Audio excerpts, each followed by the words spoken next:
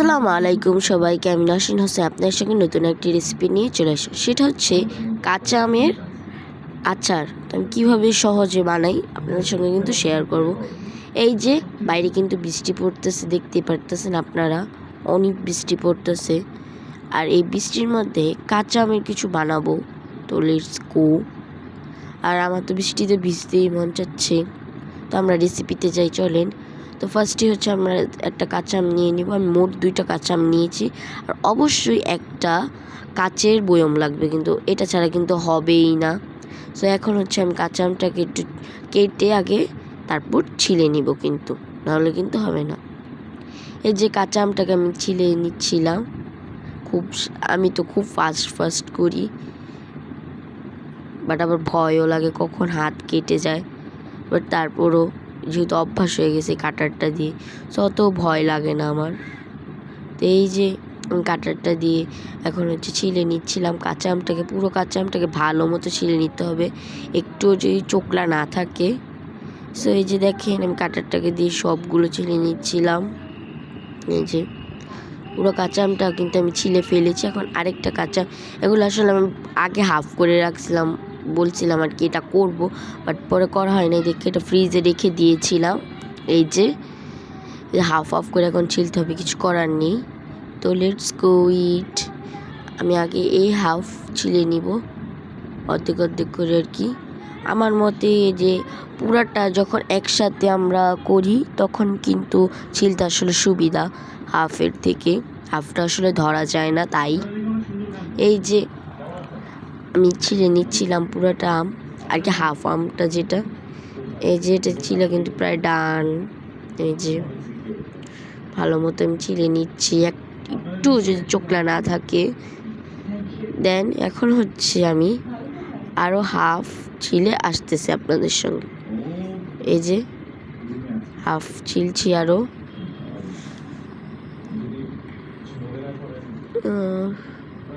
একটু কঠিন এটা ছিলাটা, কারণ এটার টুকলাটা আরও ছিল, আর এটা এখন ছিলে এসে পড়েছি আমি। এই যে আমগুলো আমার, এখন এই আমগুলো হচ্ছে আমি ধুয়ে নিব। সো লেটস গো ইট। এই যে আমি পানিতে কিন্তু ধুয়ে নিচ্ছিলাম আমগুলো ভালো মতো, কোনো যদি ময়লা না থাকে আমগুলোতে, এবং পানিটাকেও কিন্তু ফালিয়ে নিয়েছি। এই যে এখন হচ্ছে আমি যেটা করব, সব আমগুলো কাটার দিয়ে পাতলা এরকম করে নিব, কাটারটা দিয়ে ভালো মতো। এই যে পুরোটা আম এভাবে করে নিতে হবে, কিন্তু দেখতেই পারতেছেন আমি যেভাবে করতেছি খুব সুন্দর স্লাইস হইতেছে, কিন্তু দেখতেই পারতেছেন আপনারা। এই যে খুব সুন্দরভাবে আমি কিন্তু করে নিচ্ছিলাম।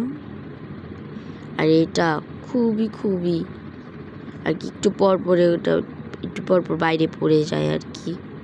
সো হচ্ছে আমি এটা ভালো মতো করে নিচ্ছি।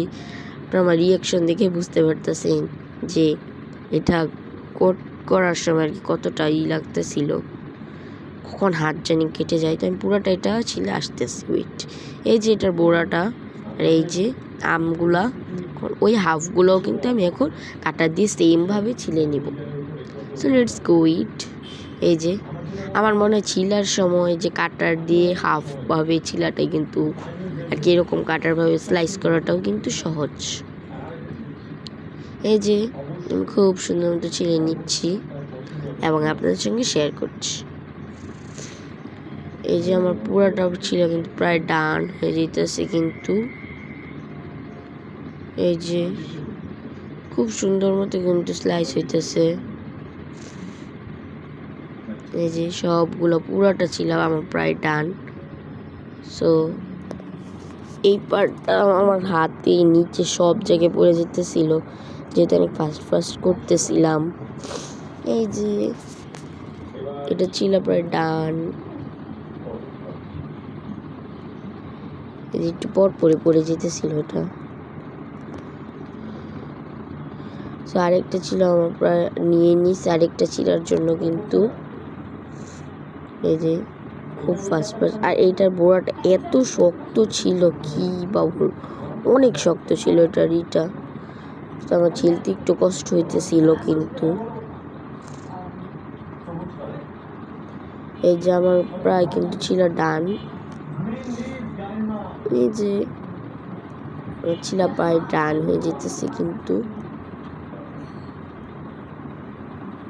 এই যে এটা একবারে শক্ত করে আমি ধরে নিয়েছি যদি না পড়ে আর কি। এই যে এটা ছিলতেছি কেন খালি বলতেছি, দেখেন একটা কিন্তু আমার জামার মধ্যেও লেগে গেছে, বাট তখন আমি খেয়াল করিনি, ভিডিওর মধ্যে দেখলাম আর কি। আমি কাটার দিয়ে আর কি স্লাইস করে নিতে, আমি খালি বলতেছি ছিলতেছি, আসলে না, এটা কাটার দিয়ে আমি স্লাইস করে নিতেছি কিন্তু ছিলার মধ্যেই বলা চলে। এই যে আমার পুরোটা কিন্তু ডান যেতেছে, এই যে আমার ডান, দেখেন কতগুলা হয়েছে আর কতটা ঝরঝরা, দেখছেন? অনেক প্রিটি, অনেক সুন্দর লাগতেছে দেখতে। এখন হচ্ছে আমরা মেইন কাজে চলে যাব।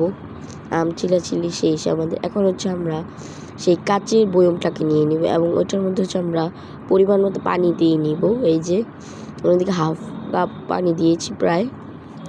তো এখন এই পানিটার মধ্যে আমরা এখন লবণ দিয়ে নিব। এই যে ফার্স্টে 1 চামচ দিয়ে নিয়েছি কিন্তু এটা দিয়ে আগে গলিয়ে নিব। এই যে দেখতে পারতেছেন আপনারা, একটু লবণ দিয়ে গোলাতে হবে, লবণটা কিন্তু গলবে না আসলে, তাই আর একটু লবণ দিয়ে নিব। এখন আমি সবগুলো লবণ একসাথে মিক্স করে নিব পানির সঙ্গে। যাই হোক, আর এখন হচ্ছে আমি যেটা করব হচ্ছে এই বয়মটার মধ্যে আমরা কাঁচামরিচ দিব। হ্যাঁ, বেশি না, আমারটা একটা কাঁচামরিচ দিব। তো লেটস গো, টুকটা টুকটা করে কেটে হচ্ছে আমি কাঁচামরিচটাকে দিয়ে নিব খুব সুন্দরভাবে। এই যে কাঁচামরিচটাকে আমাদের কিন্তু এভাবে কেটে কেটে দিয়ে নিব। আমি কেচি দিয়ে কাটতে বেশি ভালোভাবে কাটতে পারি, তাই আমি কেচি দিয়ে কেটেছি। এই যে আমাদের মরিচটা কিন্তু ডান, তো এটা দিয়ে হচ্ছে একটু মিক্স করে নিব। তো এই যে দেখতে পারতেছেন আপনারা, মরিচটা চাইলে আপনারা স্কিপও করতে পারেন, এটা ব্যাপার না কোনো। এখন যেটা দিব মেইনলি সেটা হচ্ছে ভিনেগার না দিলে কিন্তু এটা আসলে আমরা অনেক দিন রেখে খেতে পারবো না। আপনি এটা বেশি হলে 1-2 দিন থেকে 3 দিন রেখে খেতে পারবেন এই আচারটা আর কি। এই যে এদিকে হচ্ছে আমি 1 চামচ না 1.5 চামচ হচ্ছে ভিনেগার দিয়েছি কিন্তু। এই যে এখন ভিনেগারটা দিয়েও কিন্তু আমাদের মিক্স করতে হবে। এই যে এখন হচ্ছে আমি মিক্স করে নিচ্ছিলাম পানিটা দেখতে কিন্তু সুন্দরই লাগতেছিল। এখন এই পানিটার হচ্ছে আমি কাঁচামরিচটাকে ছেঁকে নিব। দেখেন আর কি, মানুষ কত বড়ই হইতে পারে আর কি। আমি একটু পানির জন্য এত বড় একটা ছাঁকনি নিচ্ছি, হাতের সামনে কোনো ছাঁকনি পেতেছিলাম না, তাই যেটাই হোক। এই যে কাঁচামরিচটা আসলে আমার গন্ধটার সঙ্গে হচ্ছে বেশি ঝাঁঝালো লাগতেছিল, তাই আমি মেনলি কাঁচামরিচটাকে ছেঁকে নিয়েছি। এখন এই পানিটার মধ্যে হচ্ছে আমি যেটা দিব সেটা হচ্ছে আমাদের কাঁচা আম, ঠিক আছে? এখন হচ্ছে আমি কাঁচা আমটাকে দিব। এই যে মরিচটাকে দেখিয়ে দিলাম, কাঁচা আমটাকে এখন দিয়ে নিব আমরা। এই যে কাঁচা আমটাকে ফার্স্ট একটু করে দিয়ে নিব, নাহলে কিন্তু যাবে না। এই তো কাঁচা আমটাকে আমি ঢেলে নিতেছি হাত দিয়ে খুব সুন্দরভাবে, দেখেন আপনারা খালি।